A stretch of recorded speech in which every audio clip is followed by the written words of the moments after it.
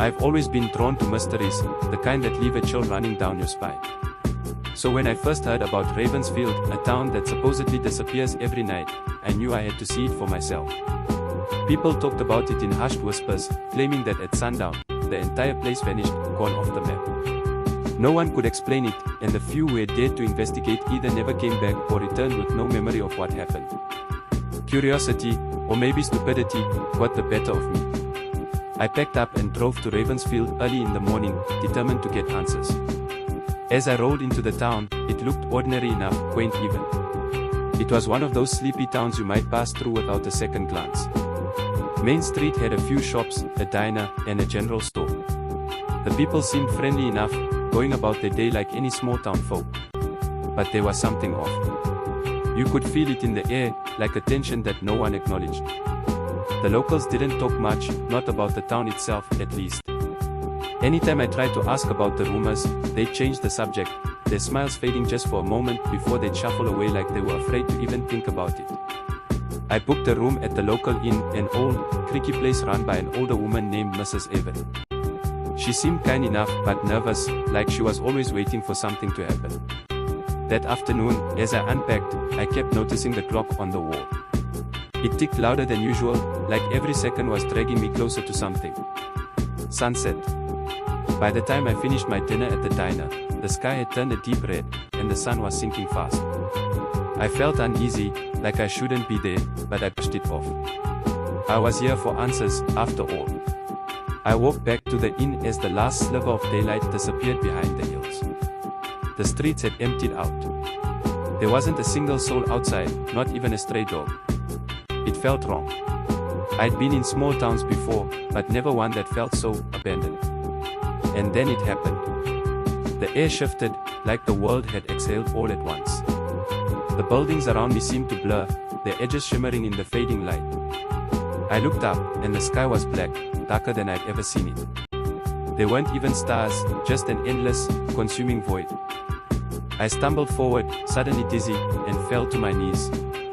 The ground beneath me felt cold, wrong. The town, it wasn't the same. The streets stretched out further than they had before, twisting in unnatural ways.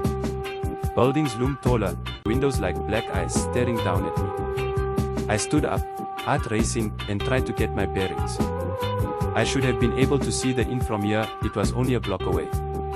But it wasn't there. Nothing was where it should have been. I wasn't in Ravensfield anymore. The wind picked up, howling through the empty streets, carrying with it faint whispers. They were too soft to make out at first, but as they grew louder, I realized they were calling my name. My name. How the hell could they know my name? I spun around, panic setting in. I wasn't alone anymore. Shadows moved in the distance, slithering between the distorted buildings, just out of sight. I could hear them, their footsteps echoing, their whispers growing louder. My instinct was to run, but where? The streets kept twisting, changing with every step I took. I ran toward where the inn should have been, but every corner I turned led me deeper into the maze. The shadows followed, closer now, darting from one alley to the next. I stopped, chest heaving, and looked around, desperate for any way out. That's when I saw the clock tower. It was the only thing that hadn't shifted, the tall, crooked structure looming in the distance. I didn't know why, but I felt like if I could get there, maybe I'd find answers. Maybe I'd find a way out. I bolted for it, sprinting through the twisted streets, the shadows growing bolder, closer. I could hear them now, not just whispers, but something else, a low, guttural growl that seemed to echo from the very ground beneath my feet. I didn't dare look back. I reached the clock tower and slammed through the heavy wooden doors, collapsing inside. The interior was dark, lit only by the faint glow of the moon filtering through cracked windows. I could hear the ticking of the clock above, slow and deliberate, like the heartbeat of the town itself. For a moment, there was silence. I leaned against the wall, trying to catch my breath, my mind racing. But then I heard the footsteps inside the tower. Something had followed me in. I looked around frantically, my heart pounding. There was nowhere to hide, nowhere to go.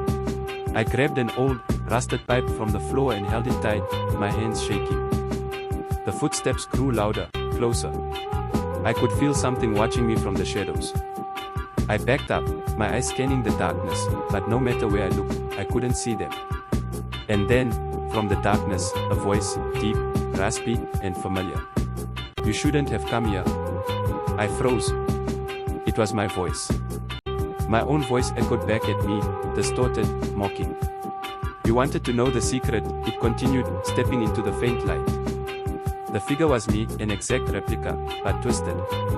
Its face was contorted, its smile too wide, its eyes empty pits of blackness. "What the hell?" I stammered, backing away. "This town is ours now," the figure said, stepping closer. "And now, you are too." Before I could react, the shadows behind it surged forward, wrapping around me like tendrils of darkness. I screamed, thrashing, but it was no use. They dragged me down into the blackness, my vision fading as the clock tower's slow, deliberate ticks echoed in my ears.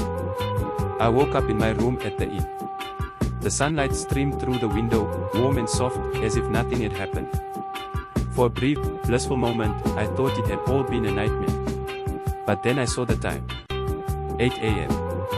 The exact moment the town reappears. I rushed outside, and everything was normal again. People were back on the streets, going about their lives, chatting and laughing like nothing was wrong. I asked a few of them about last night, desperate for answers, but they just stared at me blankly. No one remembered anything. Not a damn thing. I tried to leave. Packed up my things, got in my car, and drove as fast as I could toward the edge of town. But no matter how many turns I made, how far I thought I'd gone, the road always looped back to the center of Ravensfield. I was trapped. No one else knew, but I did. I knew what happened at night. And when the sun started to set again, the fear clawed at my throat. Because this time, I knew there was no escape. I knew that when the darkness fell, the shadows would come for me. I survived last night by running, but how many more nights could I last? How long before I become one of them, trapped in the darkness, forgotten by the town, just another shadow in the night?